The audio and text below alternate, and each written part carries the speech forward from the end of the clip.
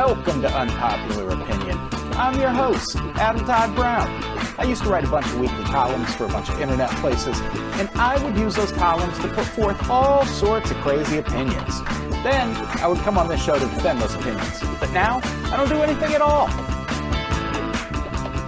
Joining me today, he is my favorite comedian to have ever told jokes in the history of the world. Definitely my favorite podcast host. Ladies and gentlemen, I'm obviously talking about myself. Also joining me, he's my co-host on this podcast, and he's also the only guest on the podcast this week. You know who he is. He's got a bunch of podcasts of his own, and then he's on this podcast, and then he also doesn't even like sports. Ladies and gentlemen, Jeff May. It's going to be a great show.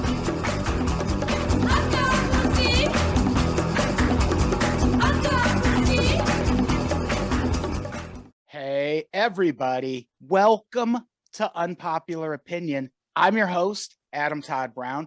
Joining me as co-host this week, Jeff is back. Hey, it's me, Jeff. Jeff is back. It's Jeff who is back. Jeff, how's it going? You were at some kind of fucking convention or something? I was at the Star Wars celebration, and then Star Wars. What is? Explain. Star Wars is it's this small little niche thing. It is funny because when I left, I was like, it's nice that this small little project that immediately started as the most popular thing of all time could finally get a community to band around. Yeah. I was at Star Wars celebration, and I also got Monster Palooza in Pasadena the weekend after recording.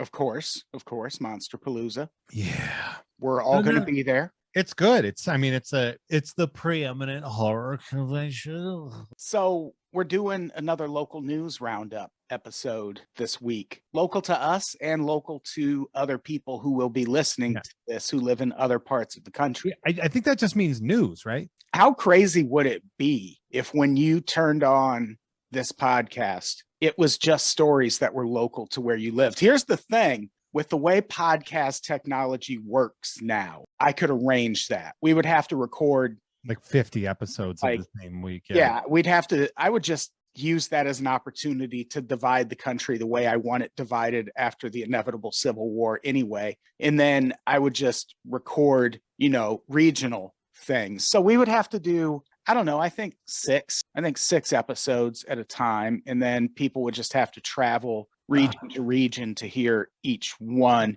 We'd want to get like a gas company sponsorship or something. Yeah. So this episode brought to you by fracking. I was thinking like Quick Trip or something like that. People are going to be putting a lot of road miles in, checking out their individualized areas podcast. What about all these British fuckers? Oh, yeah. We just talk about whether the Queen is dead or not. Yeah. Oh, the Platinum Jubilee. He's been on the throne for 70 years. Boy, governor. That's too long. Boy, me's the Queen, me is. Is she still making decisions about things? Because she shouldn't. Sure shouldn't be. She never should have. I don't know if you saw The Crown, but she is a woman. So. Yeah, she's not Betty White. The stakes are a little bit higher. Like, we can't. Betty White made good comedic decisions until the day she died, The Queen. Including choosing to die right before her 100th birthday. Yeah, that was weird timing. That's a good way to fuck off. Yeah. That's good. Good prank. It's a good own. She pwned us. So we're talking about news. Yeah. But these are local in that I do genuinely go through sometimes thousands of local news headlines just trying to find stuff that fits, because there's local news everywhere all the time, but not all of it's appropriate for a comedy podcast. Sometimes these episodes get very sad. So everyone at home heard me do air quotes around comedy. They're only sad if we don't make fun of them. Correct. That's a great point. That's more of a chemistry problem than an actual news problem. Yeah, I would agree with that. So I think this first one is just unquestionably funny. Undoubtedly. Yeah, there's no room for debate as to whether this first story is funny. A woman was gored by a bison at Yellowstone Park. And here's the thing. Let this story serve as a reminder. Leave the animals alone. Just leave them alone. It's actually M. Bison. from Street Fighter 2. Oh, sure, sure, He sure. did the Psycho Crusher right through her. Now, I'm going to be honest. It would be less funny if it was a man whose name was M. Bison who did this. If it was the actual M. Bison, it would be way funnier.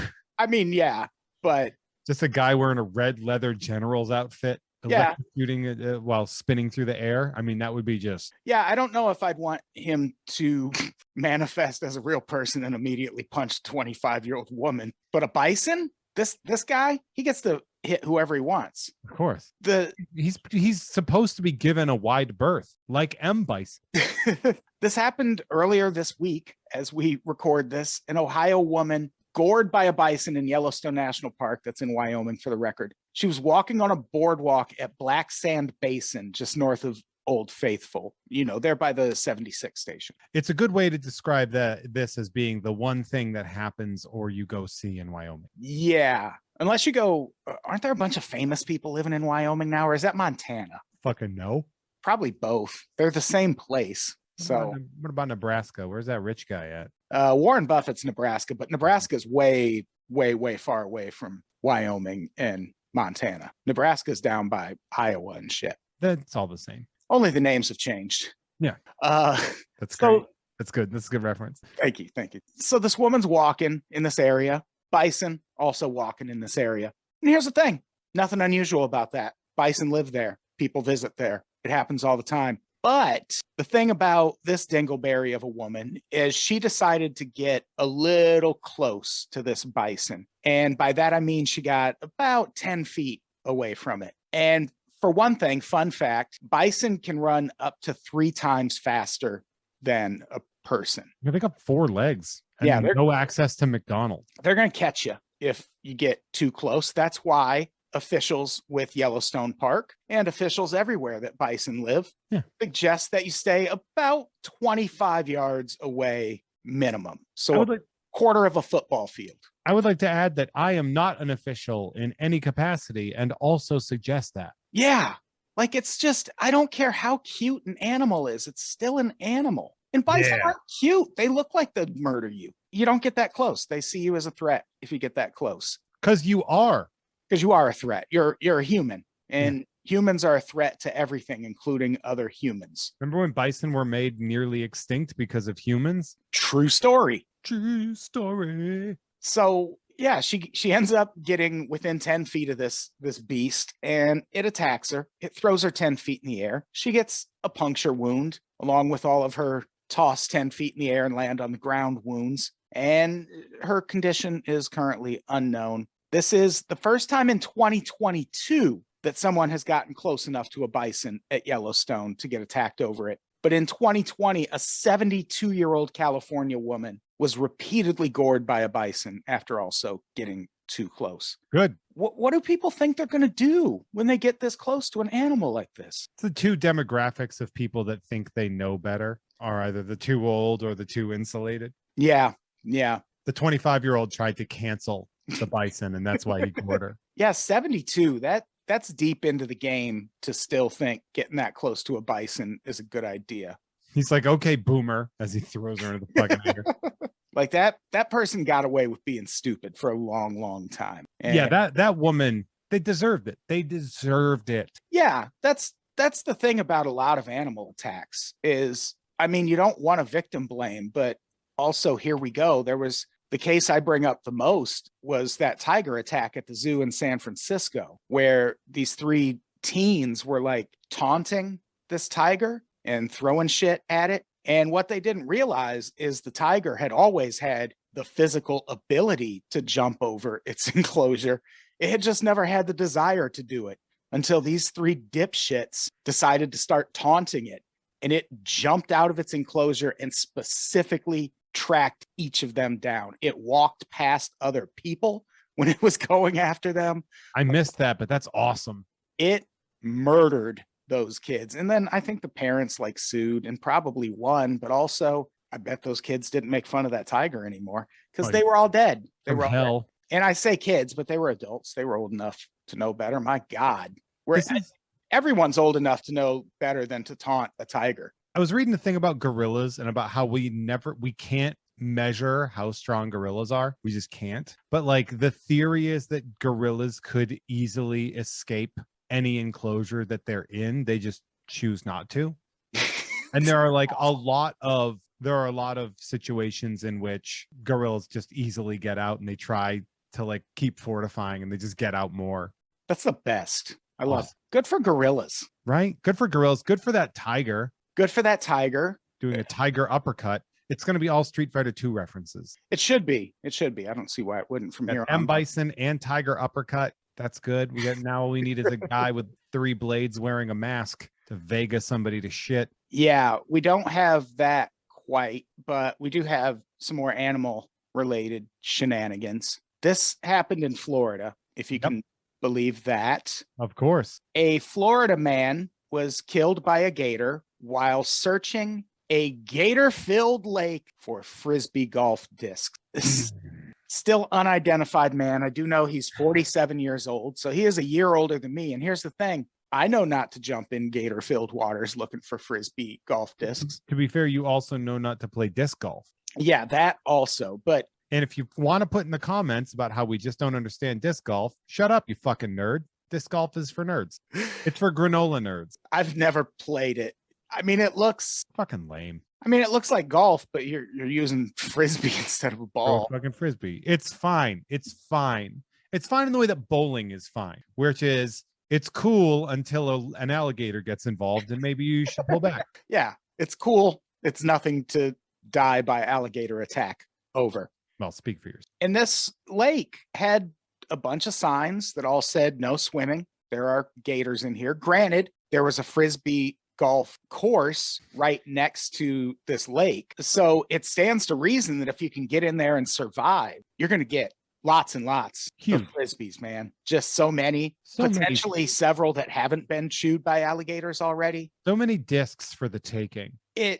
I know people do that with golf balls. Like they'll go in the water hazards and dig out golf balls and like take them back to the pro shop and resell them. But golf courses don't usually have alligators on them. And this is in Florida where everything has alligators on it. Like your sandwiches, your city streets. Yeah, well, gator on your sandwich. There are alligators. That state is filthy with alligators. Yeah, and it's not like if you go to another place and it's like, oh man, this place is littered with woodpecker. You'd be like, all right, well, I'll make sure not to be a tree. Yeah. But alligators are, I don't know if you've heard of this, they've got a bit of a temper. They've got a little temper. They are opportunistic predators and they have no natural predators. This reminds me a whole lot of a similar story that I feel like for some reason we did talk about on this podcast. I don't think we were doing local news roundup episodes back then, but I feel like this came up. Made it into the rotation.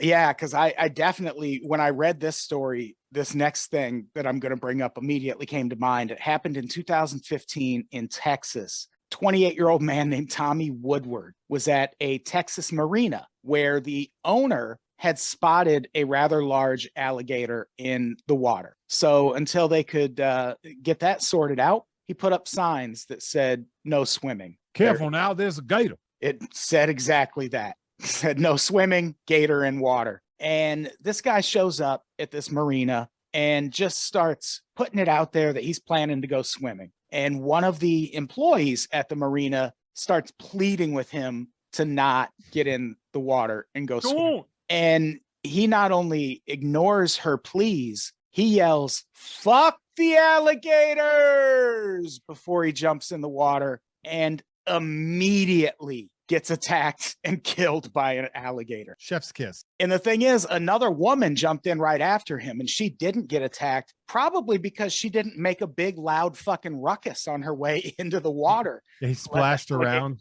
No, she was like a wounded muskrat. And yeah, apparently almost as soon as he jumps in, the other woman goes, "A gator's got him." And this employee that tried to talk him out of it runs over with a torch. And all she sees is his body being pulled under. But they found him like 4 days later, mostly eaten. But yeah, that guy should have run down and just shrugged. Yeah, fuck the alligators. Yeah. In Soviet Texas, alligators fuck you. Anything cool happening? Well, there's something kind of cool happening in New Orleans. I don't know. Oh yeah, I'm going back to Gator Country. Is this cool or is this? I guess it's happening to commercial vehicles and things like that. Kind So of it's cool. not Kind of cool. kind of cool. Let's talk about Operation Sideswipe. Ooh, this is an operation run by Gator. Y'all want now Gator driving a car right up on the side of you, gonna make sure they take you out before you put them in the fricassee. Gonna defraud your insurance here. That's right. Now we're gonna defraud you faster than a frog jumping off a lily pad.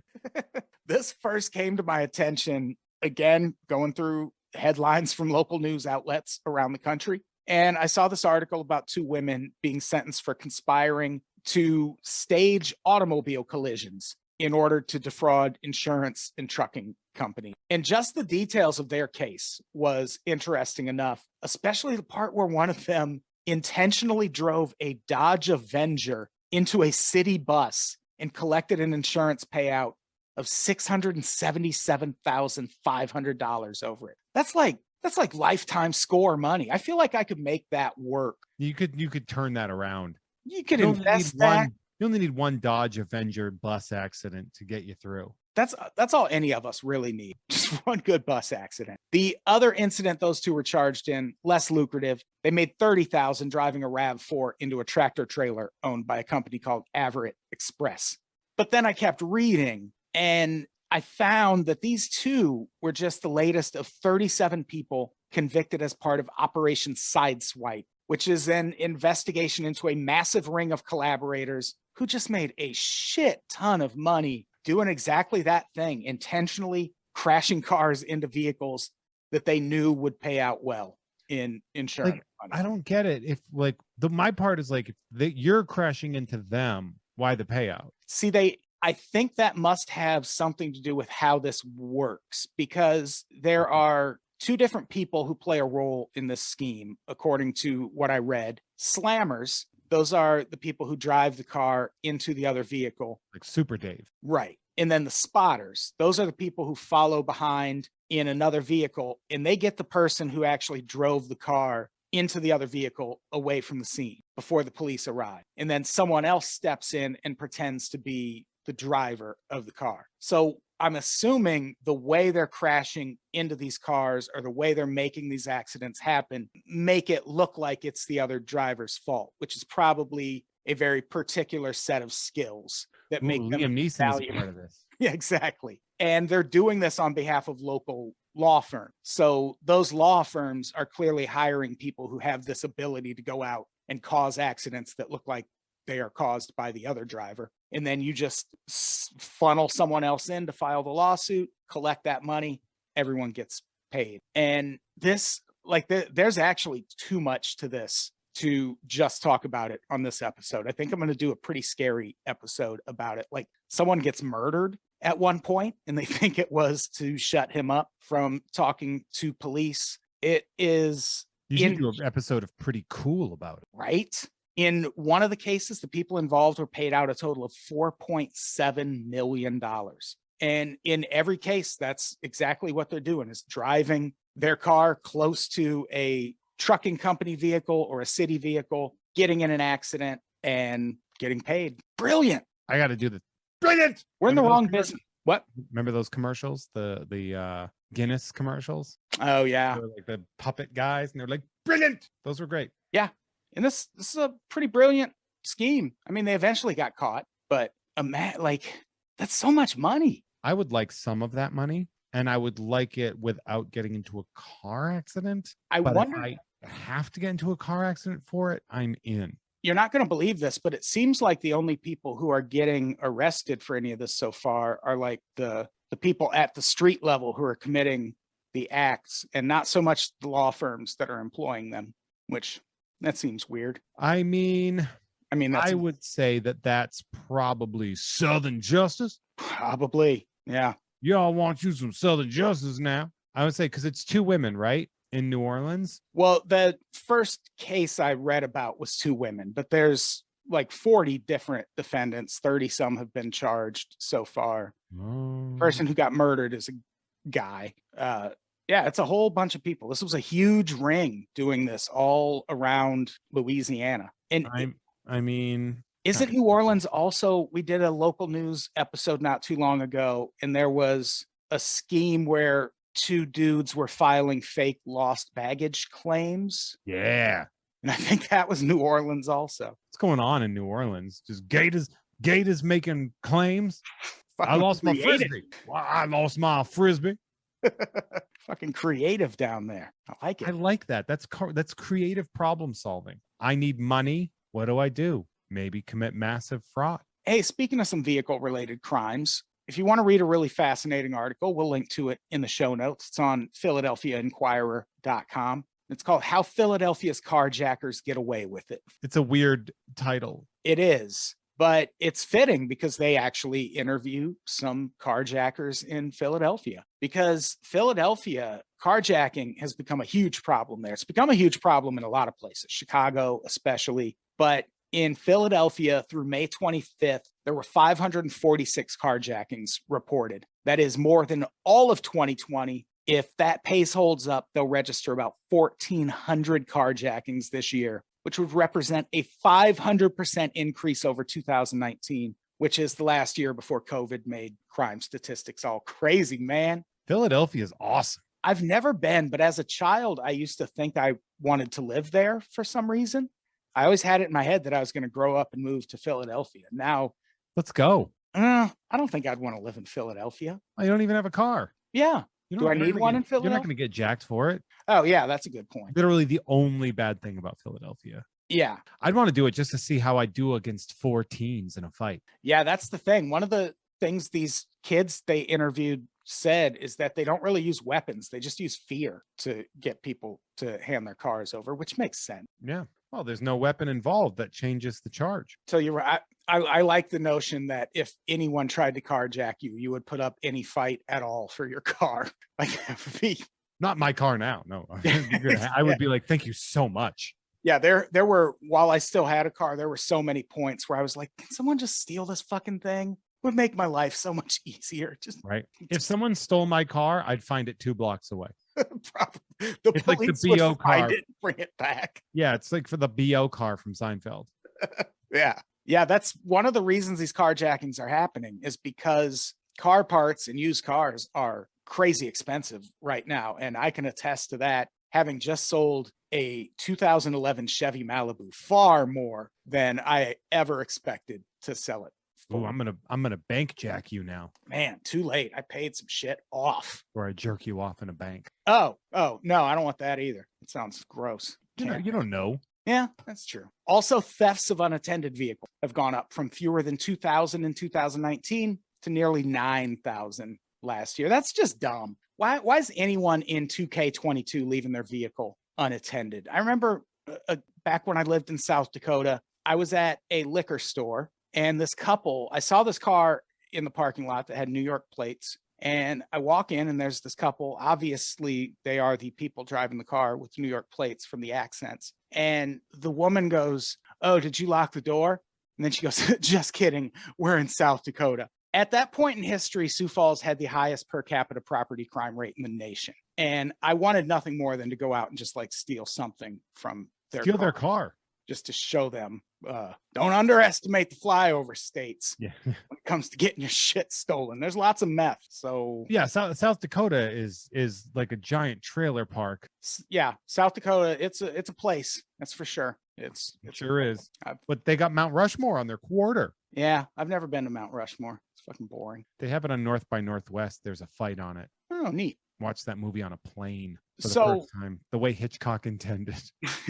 So the majority of the people who've been arrested for these carjackings have been age 20 or younger. And it seems like there's a social media component to it where people TikTok. Yeah, will like steal a car, brag about it on the gram, because that's smart. Also, though, I found this part fascinating. Key fobs are playing a big part in this, because so many cars now, to steal it, you have to have that key fob, because it has to be in the vicinity of you when you hit the power button to start that car. There's no key that you put in and turn in the ignition. So that is a measure that was meant to make cars harder to steal, and it has, but it's also leading to people just carjacking people. Can you not hotwire a car if it's fobbed? I think hot wiring was a thing that died way before even the key fobs.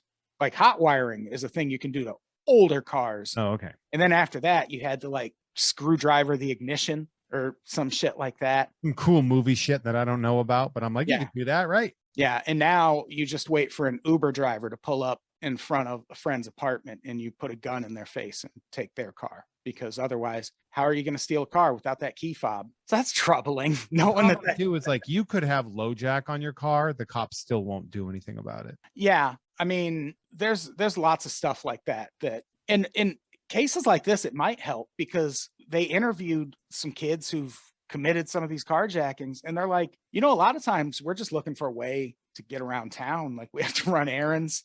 So we'll steal a car, go put a fake license plate on it, pick up our friends, go do what we need to do, and then we'll just go drop it off. So, it's kind of like Turo, but you just don't get paid for Airbnb in your car out to a stranger. I say we do it. Let's do that. Steal cars? Yeah. Yeah, that's not a bad idea. Let's steal some Teslas. We're going to need the key fobs once again.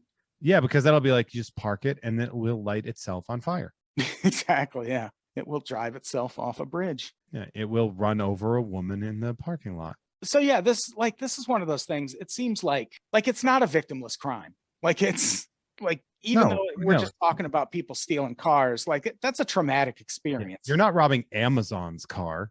Yeah. Like especially if you're talking rideshare drivers, delivery drivers, you're robbing poor people. Like you are stealing from poor people when they are doing what they have to do just to survive. Like there's nothing cool or noble about it. It would be one thing if there was some revolutionary band of carjackers just going out stealing shit from the 1%. But fuck these kids. I mean, you could do that just by stealing Bentleys only. Yeah, pretty much. And like they interviewed one of these kids and they were like, well, I just wanted to have something of my own. And it's like, well, that's what the fucking Uber driver, you stole a car. Yeah. Yeah. It's not your own. Yeah. That is absolutely not your own. And yeah, like this is impacting businesses. They interviewed the owner of a place called San Lucas Pizza. That is a restaurant situated on a block in South Philadelphia where earlier this year, 8 cars were carjacked in the span of 3 months. That's a lot. That's some cars. Yeah, that's more than 2 a month. That's about 3 a month. Yeah. Almost. They no longer accept delivery orders over the phone, and they have one delivery driver left, and he only delivers via bicycle. And I bet he has an Uzi on him at all times. Oh, probably. Yeah. So, yeah, I mean, I get that you're bored, kids, but stop stealing cars. I remember my friend lived in a shitty part of Worcester and overheard his neighbors conspiring to order a pizza to his apartment so they could jack the delivery driver. Jesus. And what did he do? He was just like, what did he do? I should hear that. I should contact him and ask. Mike, if you're listening, I'm going to contact you on that one. I only remember that part, but I don't remember like what the rest of it was. It'd be funny if he robbed them after they robbed the pizza driver. Right? Yeah. Take the pizza. Yeah, what do you do in that case? Call the cops? Yeah, or call the pizza place. And but you don't know what pizza place it is. Oh, good point. Well, I'm guessing he called the cops. I'll look into it. Yeah, who knows? Yeah, Worcester, look into baby. it, find out. All right, last thing I want to talk about real quick. This is something we talked about on Pretty Scary last week, and just want to give everyone an update.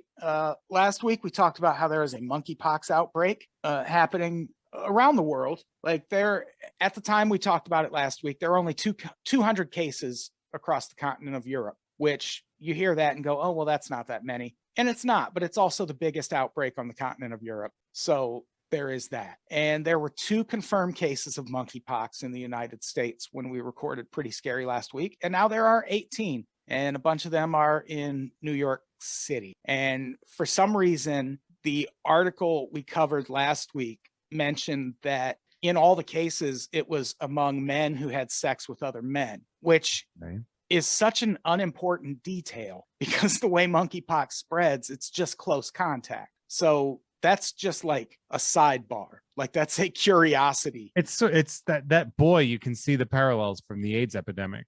Yeah. And that's what's so concerning about it, is to report it that way. Like, why put that stigma on it when it doesn't need to be there? Because you can also get it from trying on clothes that have been, because this can live clothes, though. Happy Pride. Happy Pride, everyone. Rainbow colored clothes. Yeah, because this is a thing that can live on surfaces longer than, say, COVID. And It's like an Elton John shirt. it can live on blankets and things. So if you have an It's open a pox. Yeah, if you have an open cut on your arm or something and you try on a shirt that has monkeypox on it, that gets in your skin and now you have monkeypox, which is a terrifying disease. It lasts for a couple months. You get nasty pustules and blisters all over your face. A real escalation for the self-harm community. Yeah. It's bad times. It's very bad times. And there are currently infections from this outbreak in 12 different countries. So We're number one, baby. We're all going to get monkeypox probably. And yeah, of course. It'll be some dipshit on a plane. And again, it's like, read the fucking room, monkeypox. Like, we don't need this right now. I think monkeypox views this is his perfect time to show up. Yeah. Well, he's like, now it's monkeypox's time to shine. Yeah. Well, like I said last week, I bet people wear masks now when monkeypox is giving you fucking bleeding blisters all over your fucking face for several months. Yeah. Then you're going to want to cover up. Yeah. Wear that mask so you can travel on down to New Orleans, maybe do some side swap and get eaten by a gator. Give that gator pox. Oh, gator pox. That's probably next. Spread through crocodile use. Drug. Excessive crocodile use. Yeah. So, yeah, it seems like monkeypox is going to be a thing. So that's cool. That's very exciting. And I think that's it. I think that's our episode. I think we're ending it on a high note. On a high note, just I want to be ahead of things. Yeah. It's like our 2020 predictions episode.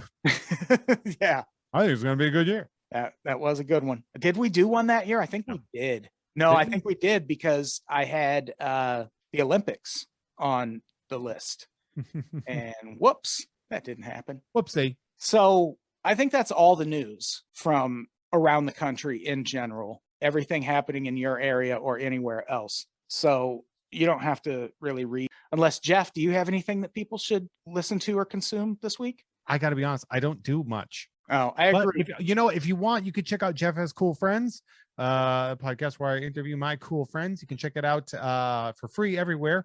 Or you can check out free early uncensored episodes with bonus content at patreon.com/JeffMay, where you can catch that plus more like Fine with Kim Crawl, the show that exists because she guilted me to do a podcast on this show. You can also check out Tom and Jeff Watch Batman on the Gamefully Unemployed Network, And of course, You Don't Even Like Sports, a sports podcast about how Adam doesn't like sports. No, I said how Jeff doesn't even like sports. No, that's not true. Don't say that. It's about how Jeff doesn't even no, don't say that. Jeff doesn't even like sports. Adam doesn't like sports. You can follow me on Twitter and Instagram at Adam Todd Brown. That's Todd with 1D. I think I might have a live pod to announce soon in a whole other part of the country. Hopefully that is not overrun with monkeypox by the time we get there. You're doing a monkey pod. And yeah, we'll have stuff to plug soon. Until then, let's get the fuck out of here. Jeff, say goodbye. You get the monkeypox guy getting eaten by alligators rookie card, everybody. Goodbye, everybody. We love you. Jimmy Tan. Bring